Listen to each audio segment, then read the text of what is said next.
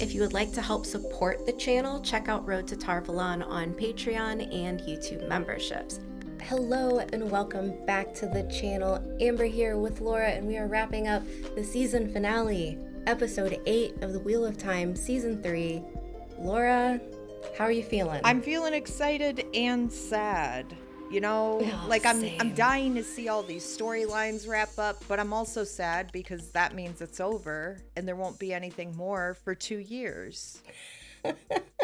Or longer. We don't know. I'm just gonna keep on trucking along, determined that it's gonna be 2 years. This was a finale. This was personally very final for some of our characters. Yeah. I don't know. We're gonna have to get to that. I have a bunch of questions about all kinds of things. But the first thing I really want to get into is this cold open scene with Elida. Just right off the rip. The bracelet is a gift from the Finn, right? Yes. Okay.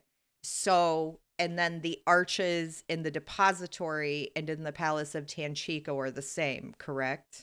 Correct. Okay, so that means I don't fully understand the snakes and foxes references, but like I was like, oh, this has got to be that, right? Yes. Okay. Yes. And that means that redheaded Rumpelstiltskin Jin wannabe, Mr. Tell Me Your Needs, that's like part of how they operate. Like this, it really is very Rumpelstiltskin like. So we know like he takes the voices in Matt's head when we get to the Matt scene, and then he returns Matt to the correct dimension. But is this at the cost of everything he knows? And then if that's the case for Matt, what did Elida pay? So many questions. Yeah, it doesn't stop. Like there wasn't enough resolution here for me to feel satiated. But at the same time, like I get that we still need stories for later on. I have a feeling if we continue and we get a season 4, a lot of that is going to focus on Matt, because him coming out of the Twisted Stone doorframe, viewers who haven't read the books don't know what just happened, what Same. the costs and answers and things that he received were. So he gets 3 requests, essentially. He's saying them without even realizing he's asking for things. So he says, what I need is to stop getting bollocked about by every bloody magical force in this bloody planet. I'm sick of the one power. He also says, you can fix me, take his memories. So we've got that going on. And he says, my last need is to get the heck out of here. Right now. So he does. He gets all 3 of these requests, but then answered. Rumpelstiltskin's like, haha, you didn't set terms, so now I set terms. Mm-hmm. But what are the terms? It's like we're only given like a really rough draft of what's happening. And then like the terms was his death. Okay, that's what I was kind of wondering. But you know, Min was there to set things straight. Yeah, like fix the. She knocks out an Aes Sedai and like whips that knife up there right in time. And I think that's also like a really nice connection to a conversation that she had with Elida earlier in the season, where Elida's, you know, like, you're not just a viewer, you can be there to participate before and after these moments in time. Yeah. Did you notice what he had when he came out? Yeah, I couldn't tell if it was a necklace or like implanted in his skin, but there's like a little diamond fox. Yes. So I'm sure that, is there something about destroying that will release him from this? No. Oh, well, that's unfortunate for him. This necklace is actually the answer to his first request. What I need is to stop getting bollocked about by every magical force on this bloody planet. I'm sick of the one power. So this necklace will prevent any weaves working on his body. Oh, dang. That is a viable little piece of jewelry. Right. Especially. There's a catch, though. Yeah, but especially for somebody like him who's always been like plunged into these situations with evil channelers. Yeah. The caveat is is that it's not going to protect him if, let's say, an Aes Sedai topples a building with the one power and he gets hit with the bricks. Like, Okay. it's just So preventing the nothing. weaves from touching his body, All right. essentially. So only direct attacks, not Correct. indirect affect. That makes sense. Right. Okay. And so we also know that he takes the memories, but like he takes all of Matt's memories, it seems like. I don't know exactly where the show will go with this one, but I'm trying to plot out how to say it in a non-spoilery way that kind of answers the question. Yes, he's not being plagued by these destructive memories anymore, but there might be a way that he can still tap into the lost knowledge that he gained by blowing the horn of Valir. It's a little bit different than what happens in the books, but Okay. I'm assuming they're kind of going to go in the same direction as that. All right. So I guess that now that you're explaining it, since he managed to finagle his way out of the death clause, that this might actually help him in the long term. Yes. Okay. Yes. Everything that he got will be essential. And his last need is to get the heck out of here now. One might think that he got that just by getting booted out the door, but that is indeed incorrect. Because Really? what he was hanging on was a new dun, da, da, da, dagger on a stick. His rope was tied to a new dagger on a stick that was implanted in that stone door frame. So he's got a new Ashandarai. Oh, dang. And we don't know exactly, at least in the show, you know what happens. I know what happens in the books, but this thing will give him another type of use later on that has to do with getting out of places that he is in. Okay. That's So interesting. yeah, But then that still leads me back to like, what was Elida's payment?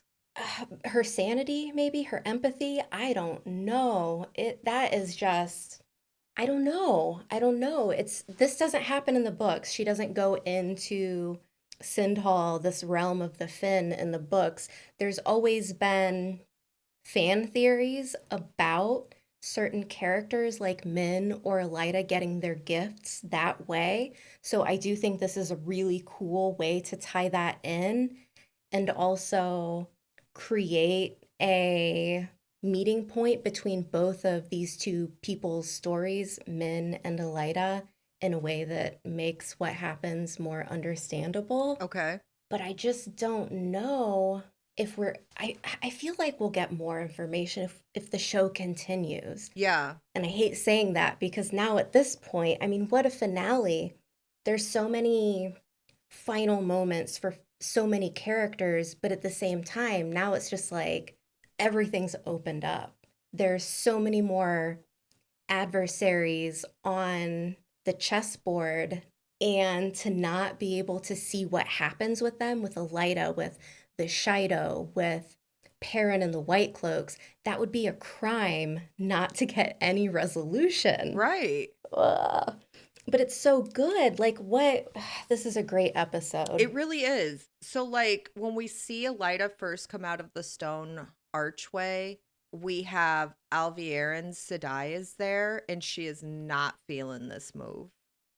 And No. her response is the only way I'm really able to grasp the magnitude of what Elida's done. But it's enough for Alviarin to go back on her allegiance with Elida and then push for Siwan, which inherently seems to turn the whole hall for Siwan. Right. And like all I could think was, oh man, the wheel really does weave as it wills indeed. Like, I Yeah. guess even the fin can't stop it. Well, the thing that I think is interesting is when Elida pops out, she's pretty certain she's got this in the bag. So it feels like one of her requests was to become Amyrlin. Now, the terms is she doesn't realize it's not going to be now, it's going to be later. Yeah, the So she goes in there with all of the bravado of someone who's got it in the bag and it doesn't play out. And she's been sitting on this for how many decades? Well, 10 years, I guess. yeah, But so I assume she probably wanted, I, I don't know. I wonder if this premonition that the line of Andor, or, yeah, the line of Andor would be essential in winning the last battle. Maybe that was one of her questions. Maybe. So she did not have her foretelling about the line of Andor being critical to the last battle before this.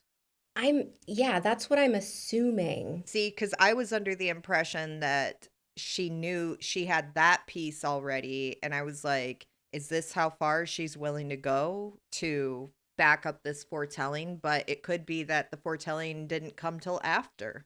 Or she just got the bracelet and then she pops out. And then after she gets the bracelet, she starts having this ability of foretelling.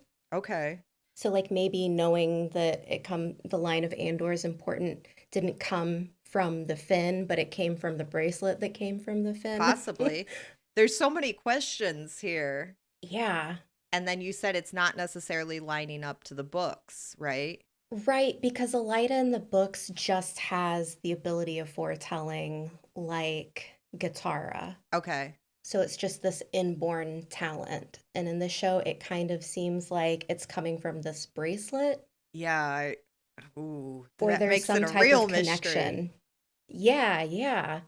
And honestly, I'm not mad at this change at all, because one of my favorite things to do within books or television is trying to figure out what the heck is going on in theory craft. And this is exactly what the show needed, I think. Yeah, I think it was a really good way to open the episode. But like the White Tower arc, this at this point has left me with so many questions. Maybe because I kind of refused to acknowledge that Sawan dying was even an option. Girl, So when it happened, I I needed was a moment. shocked. I guess in like my ideal scenario, it would have made me feel good if Sawan had just been exiled and then ran off and met up with Moiraine and Lan, and they became a Team Ran trio. I almost don't know if I should say this or not, if it's a spoiler. So it's like a spoiler for the books. Okay. Do you want to know what happens to Swan in the books or no? Yes. Okay. In this part of the story that we're talking about in this show, where she's deposed, stilled, and then killed, for people who don't want to know what happens in the books, give it 10 seconds. I'll put up a spoiler bar. Starting now. Swan is stilled and deposed, but she is not killed. Swan makes it much farther in the story than this. That's what I thought. Okay. I was like, when it happened, I was like, I could have sworn I knew this happened differently in the book. And I don't know how people are going to feel about this, because it will change some things. But this was one of the moments that took me a minute to get over. I was so shocked by this happening to Swan, her being killed, that I couldn't process what was happening directly after it. So we've got this huge fight going on between Lanfear and Moiraine and Rand on this stone podium type area at Al Dal. And there's so much happening, but I was just shook to my core that I couldn't fully pay attention to it all because I was still processing. Right. It wasn't until going back and watching the episode again that I could actually take all of that action in the second time and really enjoy it, because it's so good. It It's is. really, really good. Going back a little bit to like the events leading up to this, I'm not really convinced that Elida proved anything to Alviarin. Like, as far as the logic and the proof goes, I'm not really sure I'm convinced that there was any proof. But What are you thinking? I don't know. I think that like Sawan made some mistakes. And that's Okay. like, and nobody wants, I'm not trying to like victim blame here, but she definitely made mistakes. Elida sending the Reds out as bait turned out to be the perfect way to break up Sawan's support system and overpower them in a vote at the right time. Exactly. Yeah, and I feel like I just know that Elida planned that massacre in the opening scene of episode 2. Like, you can't convince me otherwise. Yeah. She did Oh, that. she absolutely She did. absolutely did that. So Absolutely. leading a violent political coup seems to be a talent of hers. And she very much handles things like royals would, if you think about it. Like, can't trust anybody, got to kill them. Everybody's got to go. Yeah, it's like she saw what happened in the cold open of episode 2 with Morghese, and Elida does the exact same thing here. So it's really flipping that on its head and saying, hey guys, I know you thought over here, how cool, look at Morghese, like badass. And now we're seeing it play out with one Again. of the characters we love. So it's like, oh, oh no, That's oh terrible no. like this. I don't like it like this. I don't like it anymore. Yeah. But it turns out that we see that moment where Swan's like, "Are you ready to go against me this time? Because you weren't last time," kind of thing. And it turns out Elida was ready this time. Fully. And Swan's a character that I've always really enjoyed, but you don't come back from that. They made sure to close that out. Yeah. This isn't going to be like other times where we've seen people take like what could be mortal wounds and kind of come out of it. You don't get your head back. Right. Right. There were so many like heartbreaking moments in this like collection of scenes too. Like from the first moment where she's stilled and Leanne is laying on the ground sobbing. It was, Oh God. but then like you said, once we see how it affects Moiraine in the moment that it happens, that really puts even more emphasis on the heartbreak of this loss. Like seeing her fall, seeing Moraine fall to the sand screaming in grief, it's so emotional that it's hard to watch. Rosamund Pike, man, the way she was just bellowing. Oh my God. It was incredible That acting. it was so good. The way she's like screaming and ripping the sword out with her bare hands, cutting herself while she's doing it. And the music is building and the tension is building, and then she goes fully like as powerful as she can be in this moment, which could be her very last moments. And it's just, oh, you're comparing that with like the strength of Swan giving her last words to Elida, I am Swan Sanche, daughter of the river. I am water. I'm like, oh my God. And it's Mm, just like, oh, it's so much happening. And it's so good. It's yeah. just, it's really incredible. This was such a great finale, but it was so emotional. Yeah, Swan's final words were incredibly moving.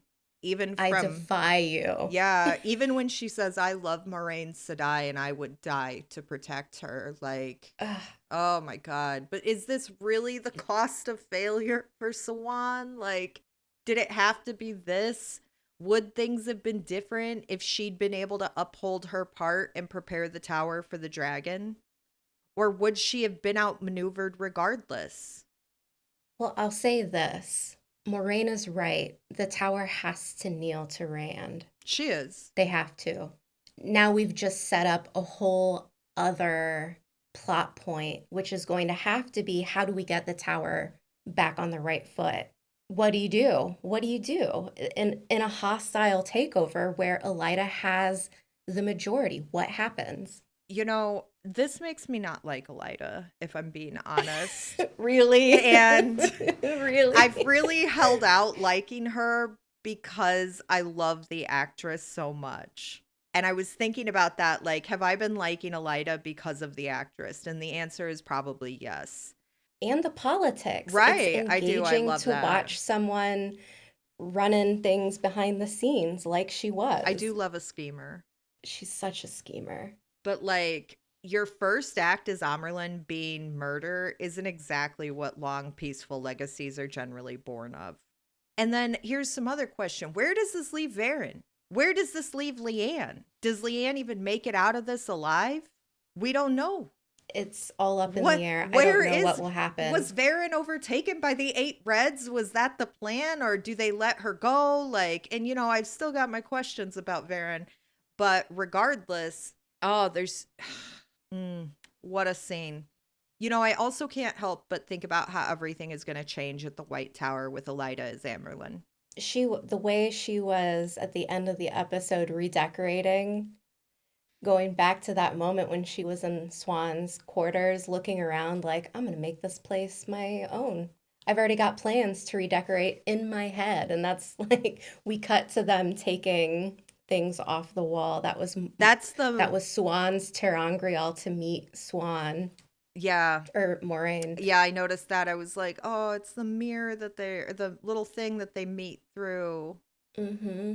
And Varen, man, the look on her face when she rolls up to the Reds and they're like, no, we did exactly what we're gonna do and we succeeded. The goal was to keep you and your allies out of the tower. They did it. Yeah. It was too easy. That's why I ask, where does that leave Varen? Because if they're telling her the plot, that kind of means that she might die. Like, who really shares their plans and then lets the enemy live? We also don't really have a clear picture when the episode ends about where this all leaves Moiraine as far as being a card carrying Aes Sedai goes. I would assume that regardless of the tower's stance, she won't want to be associated with the tower for at least the time being. But it also Correct. leaves her without any assistance from the tower. So she is now like, truly, her and Lan are a solo duo. They are out there on their own with Rand. And what Well, I will say, oh, go ahead, go I ahead. was going to say, and while she's never been particularly needy of assistance in the time that we've spent with her, this could potentially make running into other Aes Sedai out in the wild a problem. Yeah, definitely. Because Elida doesn't necessarily seem to be Team Moraine. No, she is not, and she will never be. Yeah.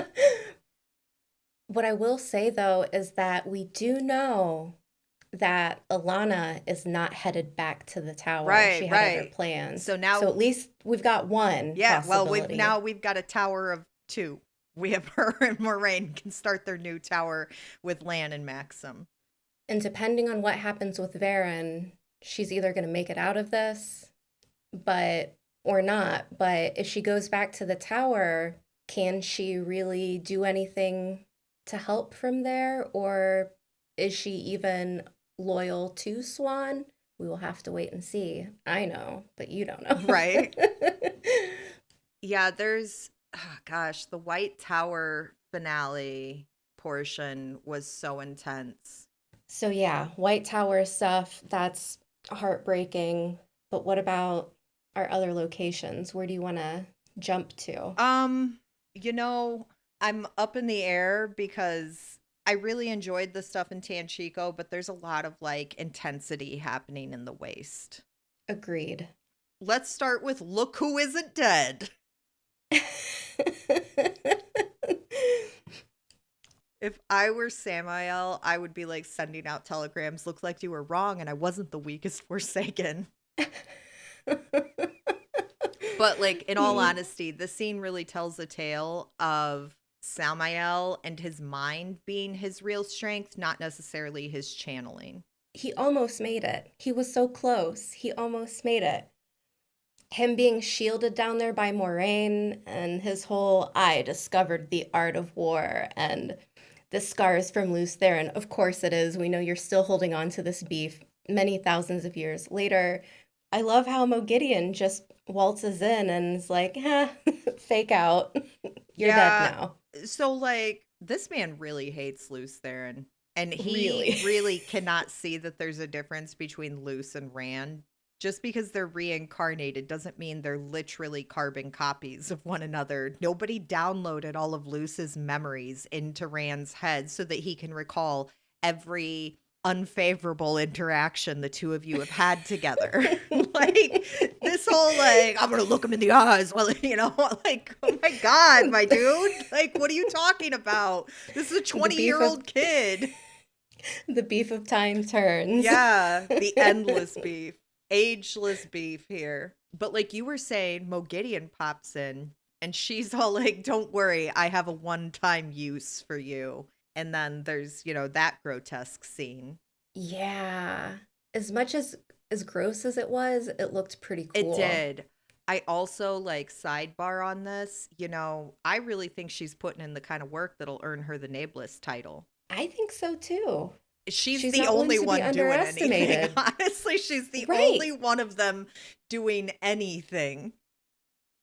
I think this episode, like the White Tower stuff is incredible, but the other thing that stands out to me is the plans and shifting allegiances between the Forsaken. Because Yeah. now we're learning that after Rand has figured out who Lanfear really is, you're a monster, Oh, the Lanfear, breakup. etc. Only only the dragon could feel safe breaking up with her.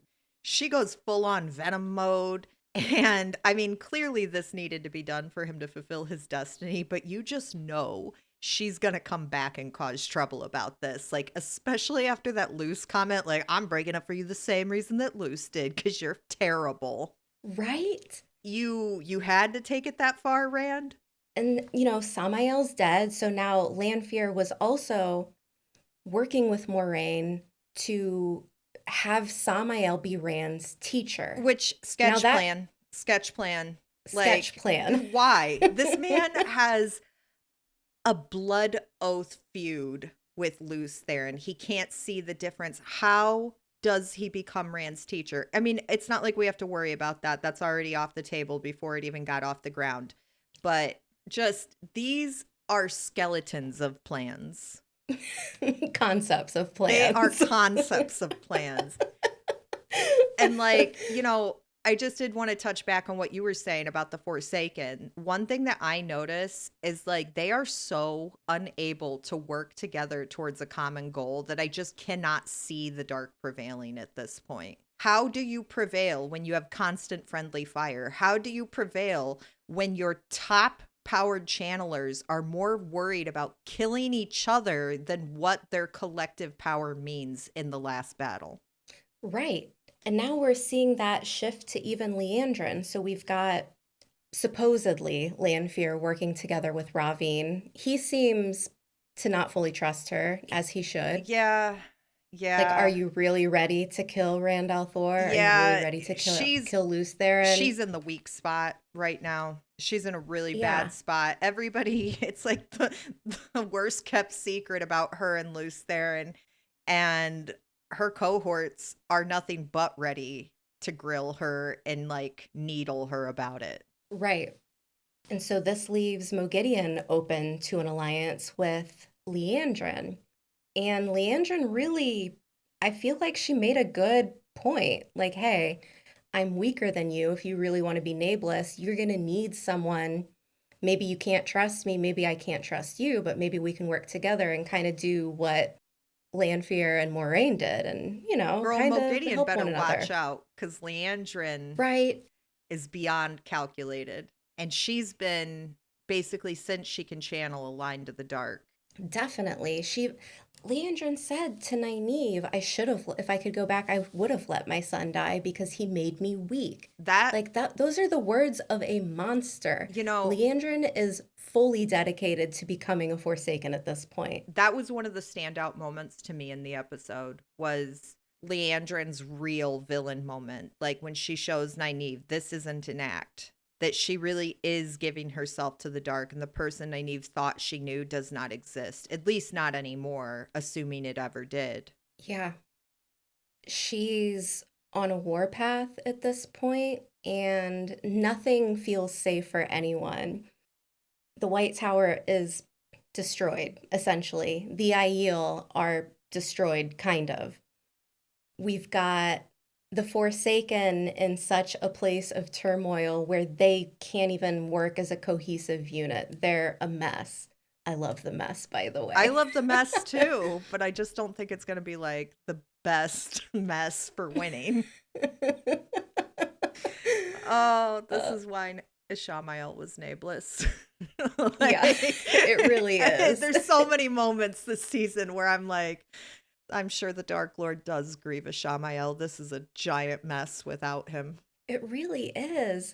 But I have to say, this made for some incredible twists in this episode when we learn that, gosh, I feel like I'm jumping all over the place. I hope it's okay. You can bear with me here. Because I was thinking about jumping to somewhere else too. We've got Melindra, who is now under, I guess not now, but we have Melindra who was under the instructions of Lanfear. Like, hey, time to call in my favor. Darkfriends everywhere. Go kill Lan. And Melindra shows up looking like she's going to kill Lan. What was so surprising to me is that she didn't go through with it. And she explains, yeah, I made dark oaths because I wanted to see Malkier survive, essentially, like come back to glory. And she's like, I can't have that happen if you die. And so she doesn't kill Lan, and in not killing Lan, she breaks her dark oaths, which in turn kills her and kind of takes her soul. And so, Is she going to become like, a Trolloc now? I, I'm sorry, that was a joke off of the now I'm last just episode. now I'm just picturing What is a picturing her. Trolloc? Now I'm just picturing a Trolloc in the sweat tent, like nips out like with she was. with its golden crane tattoo. Yes. You Making know, eyes at Moiraine. Melindra ended up being like a character that you can really respect her devotion to Malkier. She remains steadfast in it at the cost of her life, and that was not surprising. I'm not gonna lie, I was a little shocked to find out she was a Darkfriend, but I was not shocked that she gave up her life to protect what she sees as the last remnants of Malkier. Agreed. This was a killer way to do Melindra's character that is very different than what happens in the books. Okay, all right. So when you get there, you'll be in for a treat. Okay. Ooh, another But mystery. let's jump to Tanchico because I feel like there's two major things that I want to talk about. Okay. The one thing is Tom Acting and like Elayne. Elaine's a long lost dad? What is that about? Is he her dad? Like, why was he acting like that? I've been keeping an eye on the court when you were about knee high. Like, oh, he's acting like parentally familiar with her. When I first read the books, I thought Tom was going to end up being her secret father. That's how it seems. God, I love Tom Well, though. we'll have to wait and see. But he's like, hey, Elayne, I swear to your mom I would protect you. But also, this Lord Gabriel guy that you're going on about, I don't know this dude. I've been around. Is that Like, going to be enough to break the compulsion? no, Or, I don't oh, think so. oh, okay. So she's like, this crazy old man with his guitar. Well, I mean, I don't think it's going to make her remember off Correctly. the bat, but I think now that she can question that, there might be an opportunity for her to kind of put pieces together. So maybe it will fracture it a little bit. I don't Yeah. know how the show's going to do Okay. it, I'm really but curious to see where that goes. This is one of those episodes that has me doing a lot of reflecting on past episodes and like kind of looking forward to what comes next. And I have to wonder what comes next with that because Raven obviously wants Elayne dead. yeah, And now she's being told that that Gabriel's not even a real person. But in her mind, she's like, no, I have, 10 plus years of memories of him. Then we have the secret paternity question. Is Tom the father? where's the Look, girl, Wheel of Time version of Maury Povich? when you brought up that he promised Morghese to always look after her, again, like, why would you, like, what's that about? Well, remember Tom does he say that he was a court bard at one point Yeah, in one but of these why would you episodes? ask your court bard to look after your heir Well, you're gonna have to read the books or wait to a find little out? bit longer for There's got to season be 4 something because like that's been hidden. There has to be some oh, there information that's is. been hidden because either he's the dad or he's part of some like, tier operator group and just portraying being a bard. Tom is a real Renaissance man. He He seems that sings, way. he knows stuff. He is in the shadows doing things. He is He prime. single-handedly fought a fade Yeah. with what Yeah. appears to be no magical abilities. Yeah. I s- Just just wait. Tom's a real go-getter. I'm really, really looking forward to whatever happens with him next because my God, not having Tom last season was really unfortunate. If we don't get a season 4, oh my God, I gotta stop saying that. Okay. So the other big thing that happened in Tanchico is we got to see Balefire. Yes. Jean with the black rod couldn't I control was going to it. say too bad she couldn't aim. Correct. Elayne blasts her with the one power, takes the rod, uses it on her. Did you notice how It after had she that kind of little got animation that made it very clear this was it. her soul was being removed from the pattern. Like it was done, done. Yes. Yes. Did you Yeah. notice that it also retraced its steps? So, like, she burns out, and then it kind of, like, the fiery outline of her rewinds backwards a couple steps. Ooh, yeah. So, not only does Balefire pretty much drop kick your soul out of the pattern, but it kind of reverses the clock a little bit. Okay, so it like gently alters time. Yes. In a kind of in a way. Like it kind of I wouldn't even say that it's time, but it kind of rewinds the pattern. But also that also the thing with Balefire is it's forbidden because it does that. If you keep rewinding the pattern, then the fabric of the pattern starts to break apart. And it was so dangerous that during the Age of Legends, they're like, this is not allowed. And it's even a truce between the side of the light and the dark. Both sides are like, we're not even gonna touch this anymore. It's too dangerous. So it's essentially like two world powers saying like, we are no longer going to use nukes. Oh, Like but that's then it. keeping them anyway.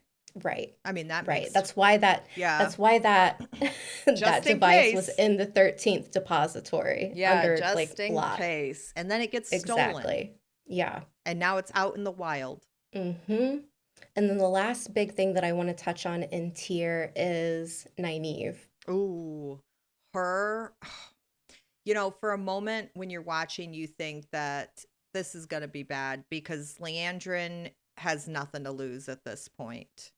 But it turns out to be like a really kind of like, I'll be honest, it met one of my goals for the season, which was we see Nynaeve unblock and channel. Yes. What a way. Who would have known that she'd have to almost die? Right?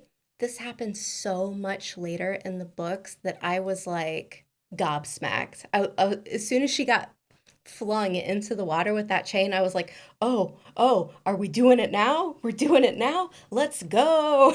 Like, it's Okay. happening. It's happening. I'm kind of glad that the show did it a little earlier on because too much more of drudging on with her being blocked would have gotten kind of like old. Annoying. Yeah. Yeah. Yeah, I have so definitely. many comments on my Instagram channel from what a scene from the sneak peek cold open from episode 1. People are like, Nynaeve still can't channel. Useless. And I'm like, whoa, whoa, whoa. Give her a little time here, guys.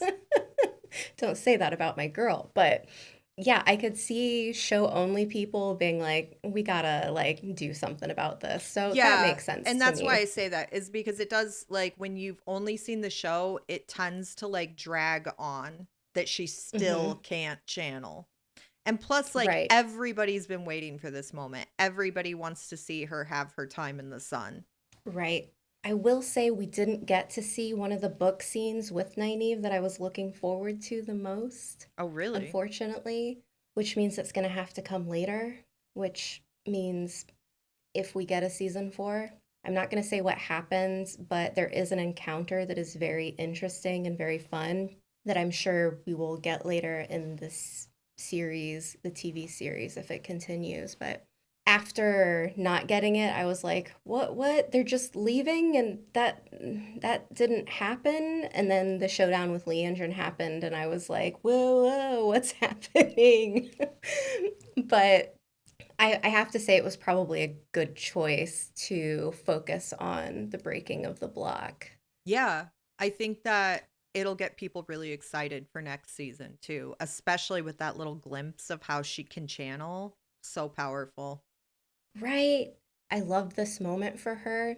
This is one of these parts of the series where I wish they just had a beefier budget where they could have just really went ham with the parting of the water and just made it really, really big and epic. But I get it. You gotta pick and choose because we got some really killer channeling scenes this episode, specifically with Rand and Moiraine and Lanfear, where I'm like, I get it. But as a lifelong diehard Nynaeve fan, I will admit that I was like, oh, come on, like give her this big, big, big moment. But emotionally, it was still very big. You know, speaking of Rand channeling, Yeah, we got to get to the waist. Okay, so those moments in Rand's final scenes where he and Couladin are on that like platform and they're kind of like going back and forth about who's Kara Karin. It's Hmm. really interesting to me about how the wheel weaves as it will to the point where it built in Lanfear's interference into the prophecy. If Couladin wouldn't have been there to be like, I'm the dragon, not this guy, Rand wouldn't have had to he wouldn't spill have the had to beans. destroy their worldviews.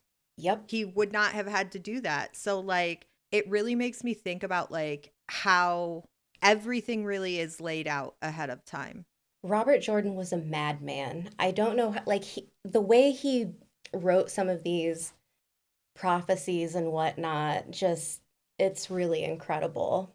And I mean, it plays out in the show in the exact same way, where Okay. the pattern was almost like this is what has to happen for the next part to happen. And And you know, Couladin played himself. he really did. And all of that buildup about destroying them, and then he starts channeling, and now his channeling is like three primary colored dragons like circling around him kind of thing. Like the Hmm. visuals of his channeling were super cool and I really enjoyed that. But I like how instead of him like actually killing a bunch of them, because obviously myself and Egwene were worried about that, he instead brings rain to the waste. It's so good. It it's such an incredible moment, especially because like you get this You're on the idea. edge of your seat thinking this could Yeah. go very, very Is he going to badly kill because in the off back of like 75% of these people and then just take the rest with him? Like, how does this go? But instead, right. he proves that it's him. Yeah. In the back of your mind, you're still thinking he's going to destroy them. It's a part of the prophecy. And so here he is channeling, and you think, oh my God, not only metaphorically is he going to destroy what they understand about themselves and destroy their way of life in a way, he might just Physically kill. destroy Yeah. them as well. Yeah. So, like, I had mentioned this earlier, and it feels like, we're kind of seeing a similar thing as to what happened in Falm. But what it also brings is a lot of closure to what feels like the beginning of Rand's journey as the dragon. Like now he is officially the dragon. And what comes next Yes, seems like it'll be a very new chapter of life for him. And I have to wonder if his next declaration as dragon will be in Tyr. it will be. It Oh, will. okay. He's taking the Aiel to Tyr, gonna take Kalendor. Yeah.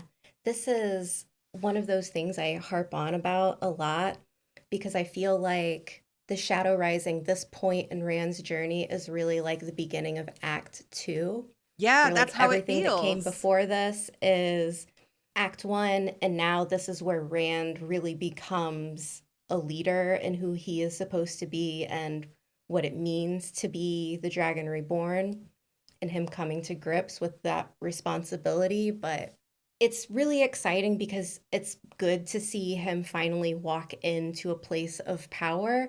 But it's also a little bit troubling when you start to see the cracks in that, where, through even Egwene's eyes, there's that little glint of terror where it's like, can we trust him Yeah. to not break everything and hurt and destroy? And so this is where things start to get real. Yeah, because I think that in theory, the Dragon Reborn is an incredible, easy to follow idea. But then Hmm. seeing it in execution in reality brings a much darker understanding of what that means. Yeah, there was a lot of little surface things in this segment that just made the episode really cool. Rand's channeling, like you said, the way that it looked, where it was almost like multicolored, where it's like he is the dark, he is the light, he is saver of the world or breaker of the world.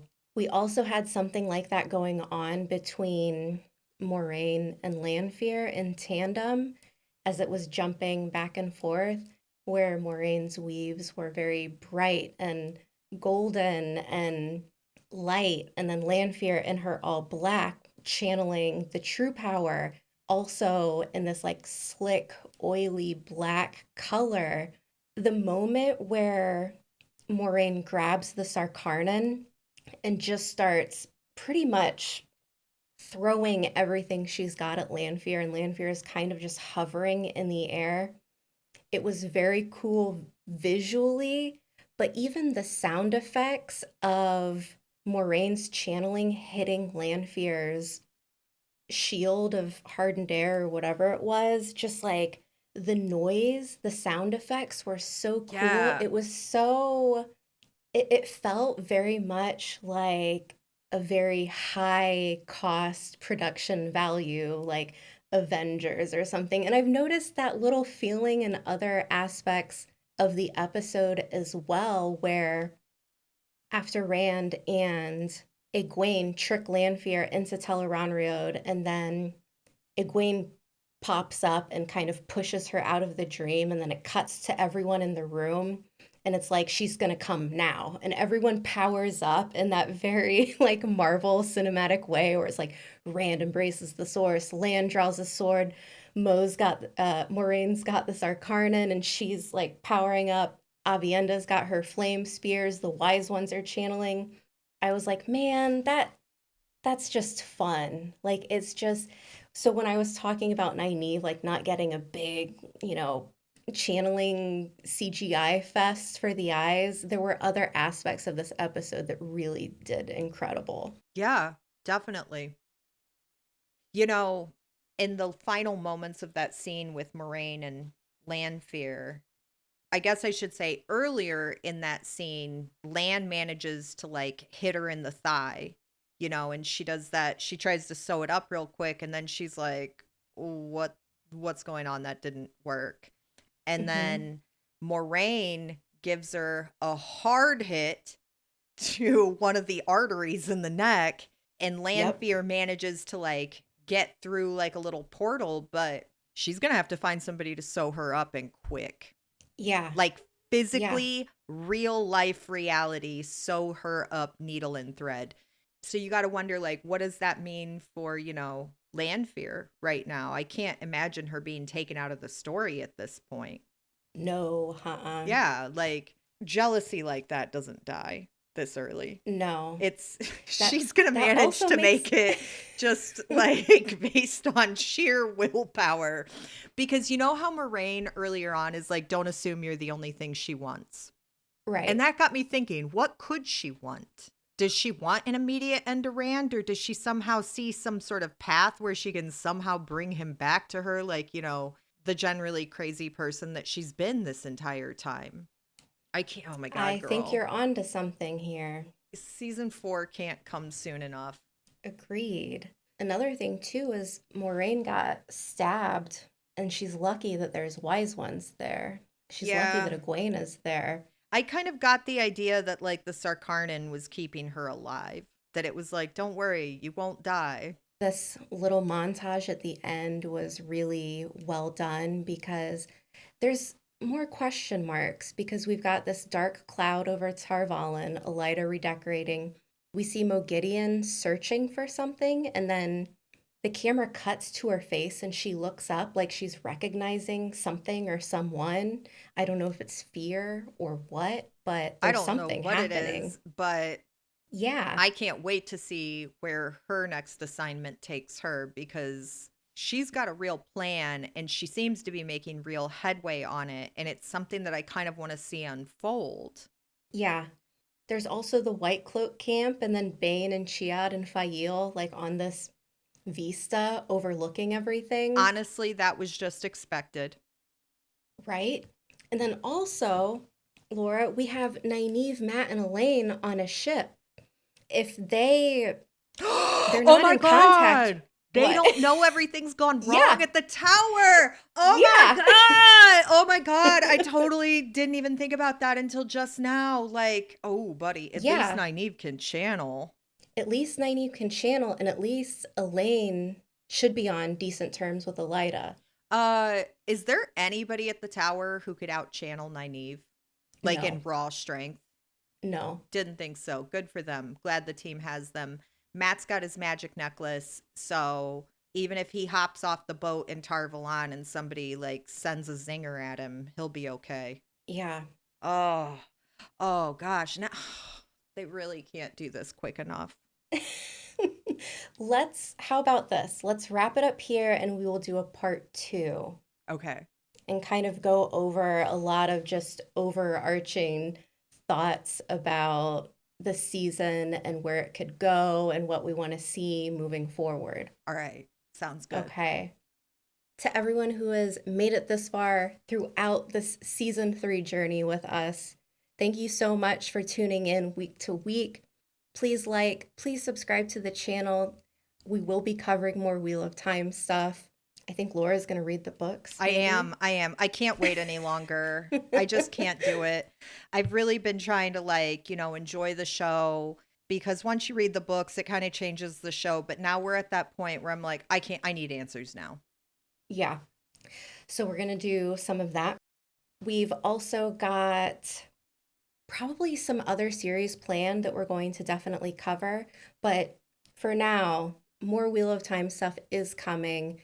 And if you would like to help support my channel, keep my lights running so me and Laura can keep doing this, check out Road to Tarvalon on Patreon and YouTube memberships. Also, I do have a Discord server. If you would like to take part in discussions there, let me know. I can send you a link if you need one, if you can't find one. Also, I'm on Instagram and Blue Sky if you would like to catch up with me there. Thank you so much. We will be back with a full season discussion later and really hope that you enjoyed this season as much as we did. We will see you then.